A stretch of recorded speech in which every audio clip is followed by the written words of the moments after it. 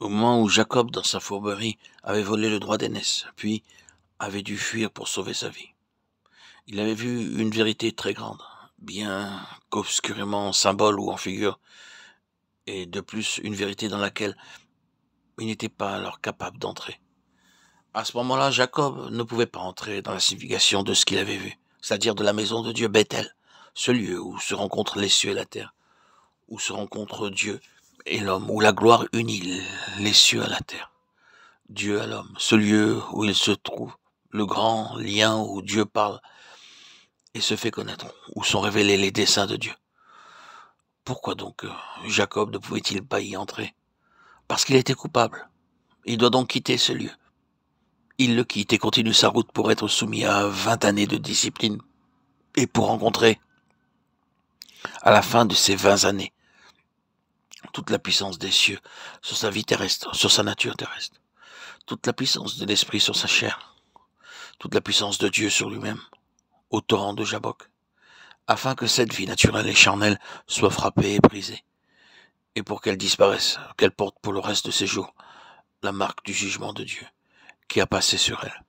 Et alors, le Jacob étant jugé, le Jacob étant frappé, blessé, brisé, il pourra revenir et répandre son offrande à Bethel et y demeurer. La fourberie a été mise de côté. Il n'est plus Jacob désormais, mais Israël, dans lequel, pour employer le symbole et la figure, il n'y a point de fraude. Pour l'exprimer en un mot, le Seigneur dit simplement ici, entrez à cette place où le ciel est ouvert, où Dieu descend pour se communiquer à nous, où demeure la gloire de Dieu et où nous jouissons de tout ce que signifie Bethel. Ce n'est pas autre chose que entrer en moi, et entrer en moi et demeurer en moi.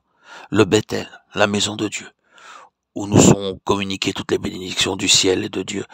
Cela signifie être arrivé à la place où la vie naturelle a été abandonnée, brisée, où elle a disparu.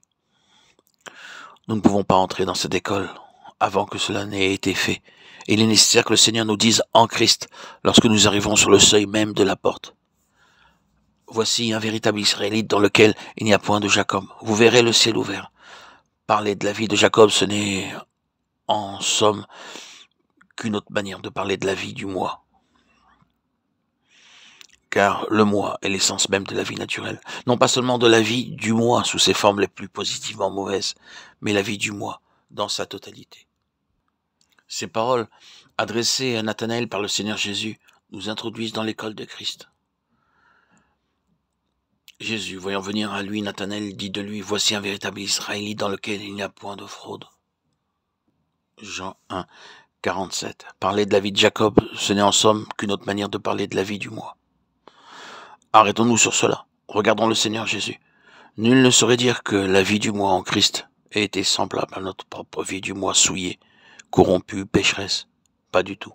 Et cependant, il avait une vie du moi, mais une vie du moi sans péché. Pour lui, la vie du moi signifiait simplement qu'il pouvait agir et parler, penser, juger et se mouvoir par lui-même. C'est tout. Non pas avec une intention mauvaise, ni poussé ou influencé par quelque chose de pécheur ou de corrompu, mais simplement de manière indépendante. Il aurait pu faire beaucoup de bonnes choses indépendamment et dire beaucoup de bonnes choses indépendamment. Mais bien qu'il n'eût point de péché en lui, il prit l'attitude et la position de quelqu'un qui ne pouvait ni ne voulait à aucun moment agir ou parler en dehors de son Père. Car cela aurait été la vie du moi. Il aurait pu naturellement devenir mauvais. Et c'est ce que Satan cherchait. Vous et moi, nous ne devons pas penser à la vie du moi uniquement comme à quelque chose de corrompu.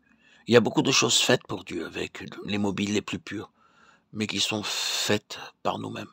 Il y a beaucoup de pensées, d'idées, de jugements, qui sont sublimes, magnifiques, mais qui sont nôtres, et qui, si nous connaissions seulement la vérité, sont entièrement différents de ceux de Dieu. Non, le moi n'est pas nécessairement la chose nettement corrompue.